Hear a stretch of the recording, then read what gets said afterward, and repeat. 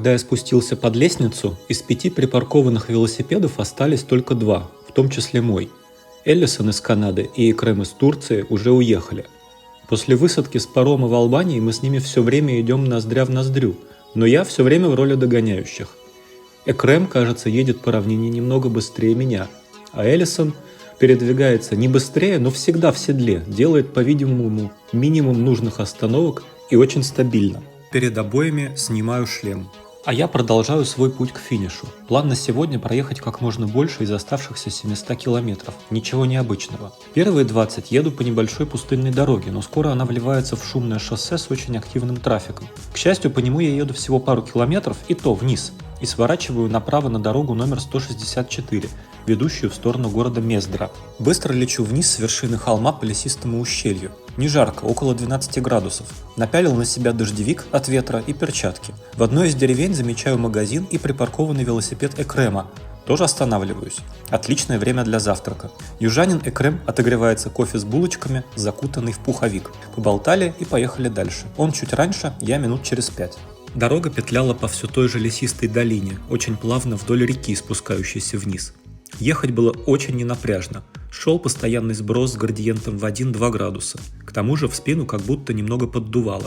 Сбоку всегда был отличный вид, иногда разбавляемый просыпающимися деревушками. Утро постепенно разогревалось. День опять обещал быть жарким. Это сейчас я еду по изрядно остудившемуся за ночь горному ущелью где-то то ли в Карпатах, то ли в Балканских отрогах. Но довольно скоро мой трек должен выйти на холмистую равнину, прожигаемую солнцем, расположенную к северу от горного хребта Старопланина и к югу от Дуная. Надо сказать, что до этого путешествия я был слабо знаком с географией Болгарии и не думал, что тут есть настоящие горы.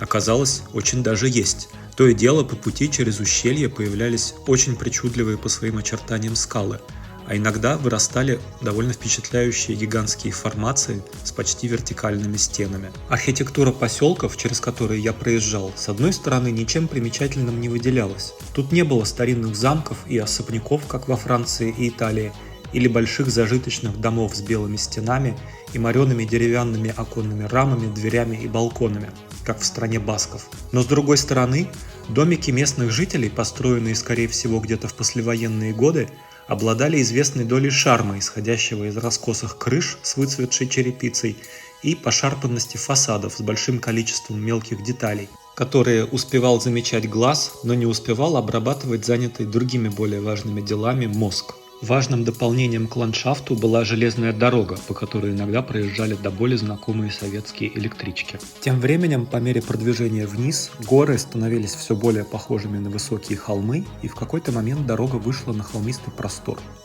Картина напоминала то, что я уже видел раньше в Македонии и Сербии. Выжженные поля с уже убранным урожаем, редкие зеленые перелески, пересыхающие русла ручьев и пыльные обочины. Скоро я доехал до Мездры, обычного райцентра с широкими асфальтированными улицами и типовой панельной застройкой. Ненадолго пересеклись с Экремом и поразвлекали друг друга разговорами. Однако в скорости наши пути снова разошлись. Проезд по северу Болгарии к Силистре, откуда начинался финишный паркур, не был тривиален из-за большого количества запрещенных дорог. На этой карте они, кстати, отмечены не все. Были также забанены все местные дороги с индексом общеевропейских дорог Е. При подготовке маршрута я очень долго сидел над этим сегментом и в результате, так сказать, напланировал. Большая часть народа поехала от Мездры на северо-восток в сторону города Русе на берегу Дуная, а оттуда по правому холмистому берегу на восток в сторону Силистры. Я же по какой-то идиотской причине от Мездры поехал на восток, дальше от берега Дуная. Видите вот эти единичные синие точки, идущие зигзагом к югу от жирной красной линии? Так вот это мой трек. И еще 3 или 4 таких же ненормальных, как я. При планировании я не увидел нормальной возможности объехать запрещенные дороги вокруг Руси. Хотя, надо сказать, некоторые гонщики объехали этот город через запрещенные дороги и получили штрафы в пару часов. В результате мой трек от Мездры к Русе вышел на 30 километров длиннее, и набор высоты получился метров на 400 больше. Всю оставшуюся дистанцию до начала финишного паркура я в результате ехал в гордом одиночестве. Зато я побывал в тех городках и деревеньках, которые кроме меня из гонщиков почти никто не видел. Нельзя сказать, что в них было что-то уникальное, чего жалко было бы пропустить, но ведь надо себя как-то утешить. Вот, например, городок Роман. Здесь есть что-то типа железнодорожного вокзала в стиле павильона «Космос» на ВДНХ, милые двухэтажные домики, каждый второй покинут, и магазинчик с булками, йогуртами и мороженым, где я на четверть часа спасся от солнца и 35 градусов. Дальше по пути у меня был очень интересный участок с переездом трассы Е83. На перекресток с ней мне пришлось подъехать по довольно брутальной грунтовке от деревни Петревины.